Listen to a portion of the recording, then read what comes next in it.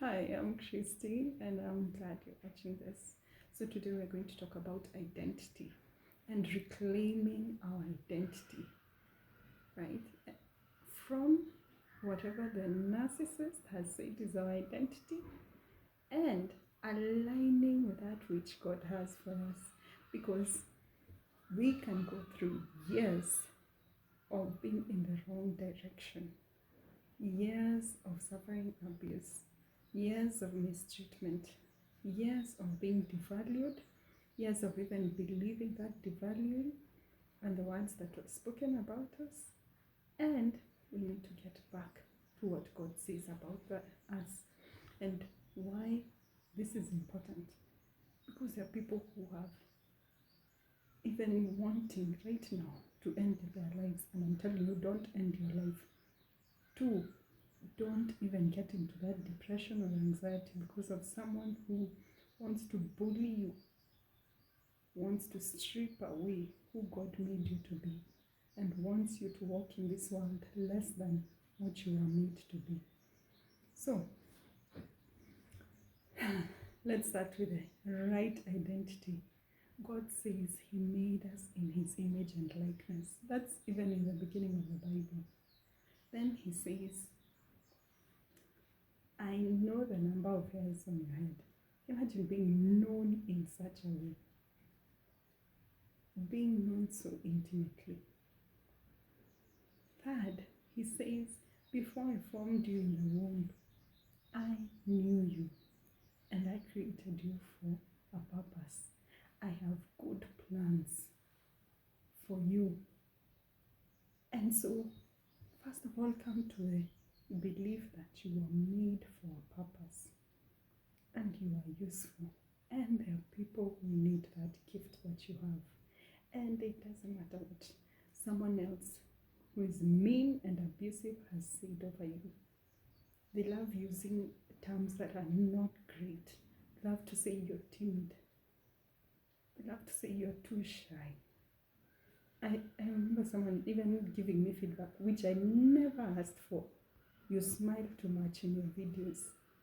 So,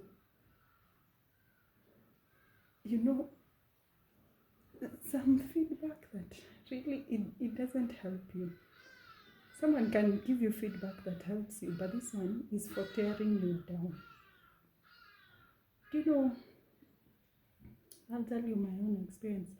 It took me 131 videos on YouTube before I could be bold enough to make a video about narcissistic abuse. That's how fearful I was. That's how much I was fearing the retaliation. Do you see how someone can take your identity and take your gift? Something I've been through, something I can speak about and help others get out of. I'm so scared to even make a video about it. I've told you, even books I had written, I pulled them down from Amazon. And, okay, I'm still going to, they're available and I'm going to put in the description and any one of you can purchase them. But being in that constant state of fear, because people have spoken over your life until they have stripped away those gifts that God placed in you. One other incident I would share with you, and this is going to make total sense for you if you're going through that situation or if you have gone through it and you're wondering what is next. Last year, 2025, because now we're in 2026 by the time I'm making this video, I went back and I looked at articles I was writing between 2013 to 2015, and I wept because in those articles I had really done my research. I had come together with this data, this information, and here I was in 2025 even believing I couldn't even write a book, that my mind can't be settled enough to write a book. Do you see how lies can take, like, what was that? That was 10 years of of your life. I've seen someone even on my, I think, YouTube, who commented that she had been tormented for 58 years by a narcissistic abuser. Imagine being stolen for all that time, 58 years. That's why I want to let you know, Jesus came to set you free, and he who the Son sets free is free indeed. The devil has been a liar from the beginning, and he loves to put those ideas of questioning yourself such that you never get started on anything. And that's his MO. Even from the beginning of time, he asks, did God really say? That's why you can tell people, I'm doing this. Really? You are doing this. Do you think you're capable? And then you have them, they come and speak such lies over you and misdirect you, mislead you, give false narratives about you, gang up and try to lead you to one position.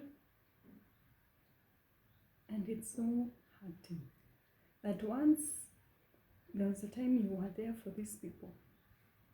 And this is something that even the Bible talks about. David talks about it. When they were sick, even it was like I was sick. I attended to them. I cared about them. I showed them compassion. But when it was my turn, they rejoiced over my woes. And that's what happens. You get to see the real picture. And once you come to light to seeing how abusive people are, because there's that event that occurs that now opens your eyes to really who these people are. Maybe the false narrative gets to you. Maybe you come to know what you have been called your whole life, whether it's timid, scared, shy, all these things were a lie. You come to that knowledge that what had been presented before you and what you were two different things, right? First, you feel angry. Two, you feel like you want to justify. You want to go to this person and tell them, you were wrong. But I'm telling you, that is not the way. Leave that person in God's hands. The Lord says, vengeance is mine. Now that you know the truth, walk in the truth. Walk in the truth of who God made you. Walk boldly. Walk away from every agreement you had ever made with these people. And set on that course, you and God. You and God. And if you need counseling for that, you can reach out to me. But walk away. Leave that battle to the Lord, and he will astound you, because it grieves his heart to see his children hurt. And that's why Jesus said, I came to free the oppressed, those who are in prisons, those who are shackled. And really, he didn't go to the prison doors, physical prisons, and open them, but he meant the prisons of the mind. The constant questioning yourself and doubting yourself, that's what he came to rescue you from. So get into your right identity and walk away from these people who have lied to you your entire lives, who have lied to you for years, and know that it is never too late. It is never too late to start over. So God be with you, and I'll see you on the next one.